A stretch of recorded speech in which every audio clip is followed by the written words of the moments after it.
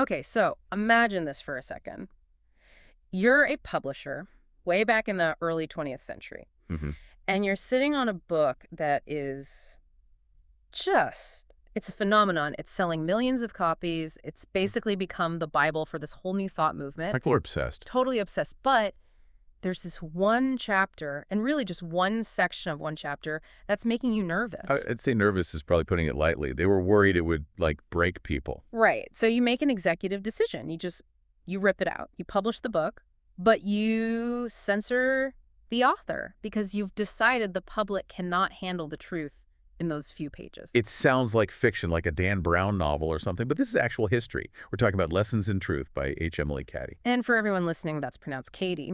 She was just a fascinating figure, a homeopathic physician in the 1890s, blending, science and spirituality. And that concept that got censored, it's something she called chemicalization. Chemicalization. It's such a clinical, almost industrial word for a spiritual book, isn't it? It is. And that's really what we're unpacking today. We're digging into Cady's original text, plus some really amazing commentary from Reverend Gaylon McDowell to figure out why this chapter was basically forbidden. And what it actually is. Exactly. And frankly, why trying to improve your life so often feels like you're actually destroying it. Oh, that's the absolute core of it. We all have this expectation that, spiritual growth or self-improvement is this nice linear path up a mountain. Right. A steady climb. But Cady's whole point is that before you go up, you usually fall apart. So, okay, the mission for this deep dive is to decode that falling apart process. We're going to look at chemicalization, and then we have to talk about the two, let's call them antagonists in this drama, the personality and the individuality. Oh, Because I learned today those are two very, very different things, and confusing them is basically why we're all stressed out. they're pretty much opposites. Yeah. And that falling apart feeling, that's just the war between the two. Okay, let's start with the censored concept.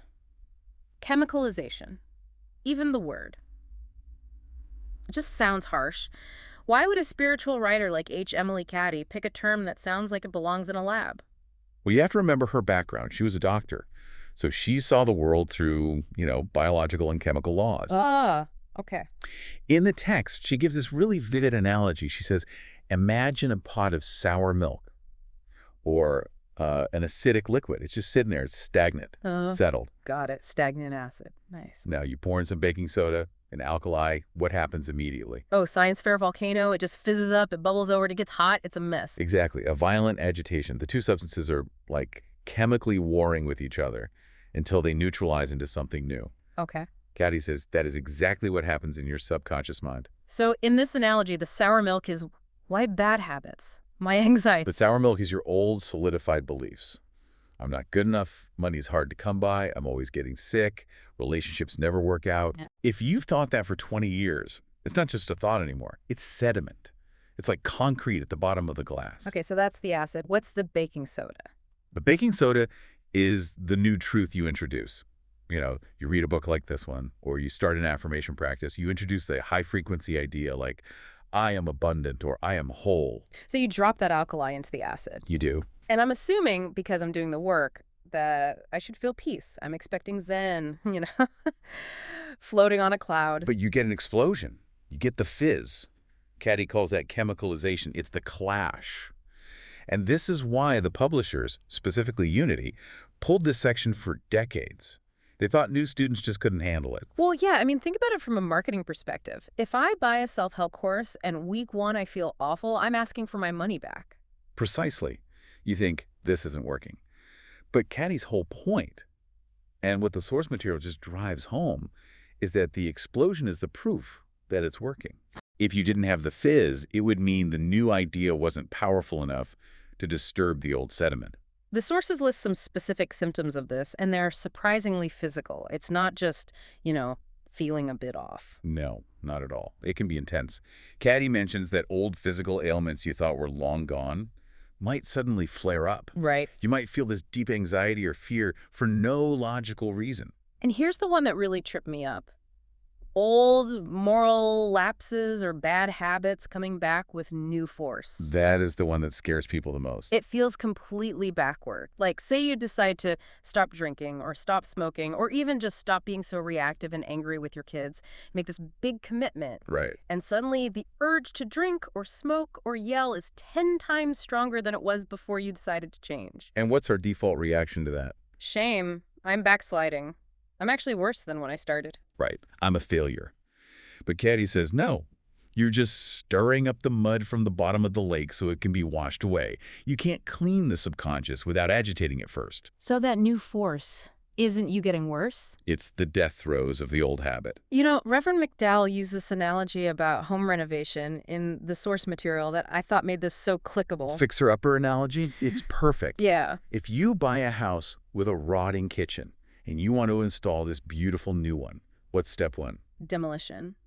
You don't paint over the rot.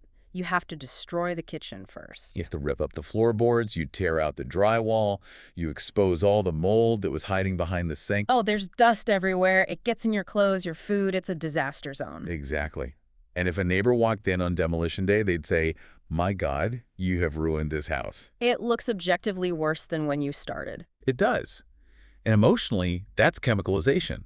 It's demolition day. The problem is, in our emotional lives, when the dust kicks up, we lose the job or the relationship gets rocky right after we start working on ourselves, we panic. We stop the renovation. We stop the renovation. We say, oh, the dust is too much, and we try to glue the old rotting cabinets back together. And then we just live in a half-demolished house forever, which is so much worse than the original old house. Exactly. The source material is so adamant here.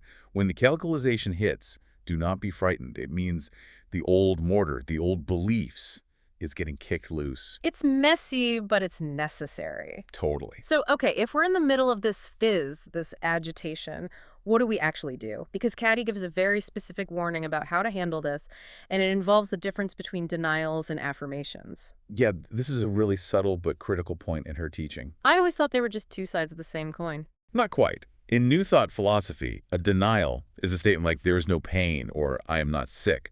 It's a forceful rejection of the negative. Which sounds like good advice. Don't accept the negative. Usually it is. But Cady warns that when you're already in a state of chemicalization, when your mind is already exploding and really sensitive, a vigorous denial acts like a stiff scrub brush on a raw wound. Oof. Okay, that's a visceral image. It creates friction. If you're terrified and you start screaming, I am not afraid, there is no fear, you're actually engaging with the fear. You're fighting it. You're just whipping soda and acid into a bigger frenzy. Exactly. So she suggests switching tactics. When the storm is raging, don't fight the waves. Find the center. She gives a specific affirmation for it. What is it? There is nothing to fear, absolutely nothing to fear. Perfect love reigns and all is good. Peace, be still.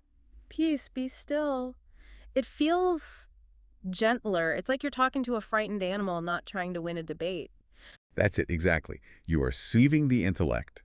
You aren't arguing with the fear, you're neutralizing it.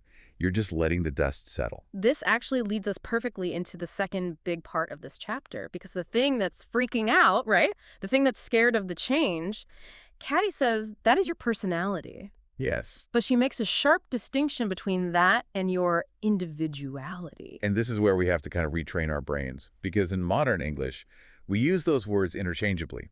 If I say, you have a great personality, I'm giving you a compliment. Right. It means I'm funny or charming or easy to talk to. In Cady's world, personality is, well, it's not the villain, but it's the limitation. She goes back to the Latin root word, persona. Which means a mask. Correct.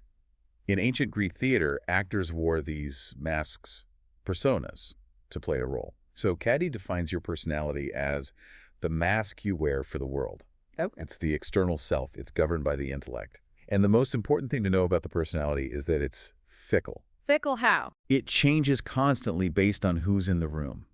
It's driven by external validation. It wants to look good. It wants to be right. It wants to be safe. I see. The source material links this to the concept of ego. Reverend McDowell uses that classic acronym for EGO. Edging God out. Right. The personality is the part of you that asks, what can I get out of this situation? It's the part that curates your Instagram feed to look perfect. It's a projection. And because it's a mask, it's always vulnerable. A mask can be cracked. A mask can be offended. Exactly. If you're projecting an image, you have to constantly defend that image. So if the personality is the mask, what on earth is the individuality? The individuality is the real you. The term comes from indivisible. It cannot be divided. Cady calls it the God self. It's the unique expression of the divine that you were created to be. And the key difference? Individuality never changes, and it never battles. It never battles. I love that distinction. It doesn't have to. The sun doesn't battle the night. Yeah. It just shines and the darkness disappears. Individuality is your authentic core. When you're operating from it, you're not trying to impress anyone. You're not performing. You just are. Cady uses a biblical metaphor to explain this, which I found really helpful to visualize. She talks about John the Baptist and Jesus. She does. And, regardless of your religious background, as a literary symbol, so powerful here, she said John the Baptist represents the personality, the intellect. He's a good guy. He's smart. He's dedicated. But he is mortal. He is the forerunner. Jesus represents the individuality, the spiritual eternal self. And what does John say about Jesus in the text? He must increase, but I must decrease. That is the motto for this entire philosophy. The personality, the need to control, the need to be seen, the mask. It must decrease so that the individuality can increase. But that's terrifying for most people. I mean, we identify with our masks. I think my personality is me. If I let go of the mask, don't I just disappear? Yeah. That's the fear that causes the chemicalization. That is literally the fizz. The mask is fighting for its life. But the source material makes this really interesting point here. The personality is on a treadmill. It's basically an addiction. An addiction to what? Approval. Approval, safety, control. Oh. Think about it. If you live from your personality, you're constantly trying to manipulate the outside world to make you feel okay on the inside. You need more money to feel safe. You need more compliments to feel worthy. You need to win the argument to feel smart. It's exhausting. The source says the personality will literally drive itself to extinction trying to get enough. So stepping into individuality isn't dying.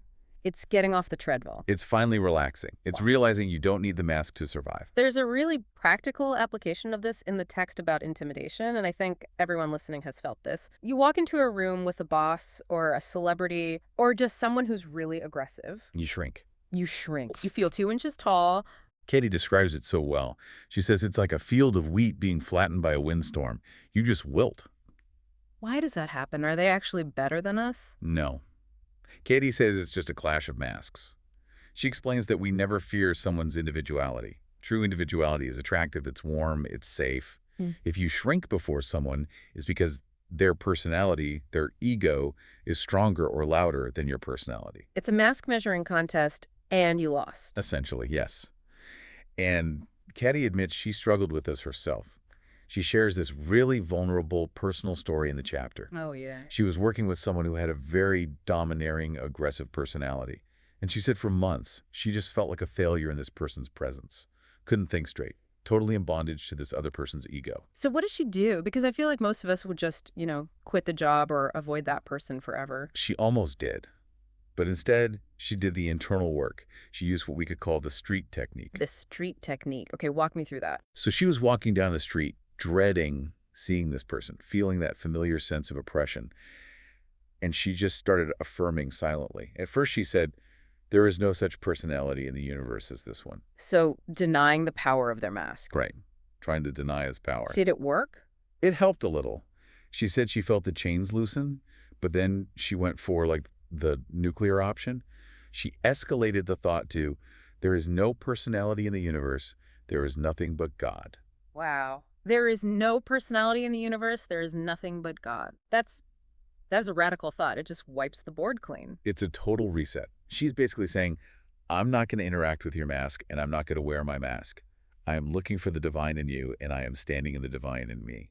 And what happened? She says the fetters broke instantly. From that day forward, that person had zero power over her. That is a tool you can use in a board meeting. You can use that at Thanksgiving dinner when your relative starts picking a fight. Absolutely. And just to be clear, you don't say this out loud to their face. Right. That might get you fired. You don't exist.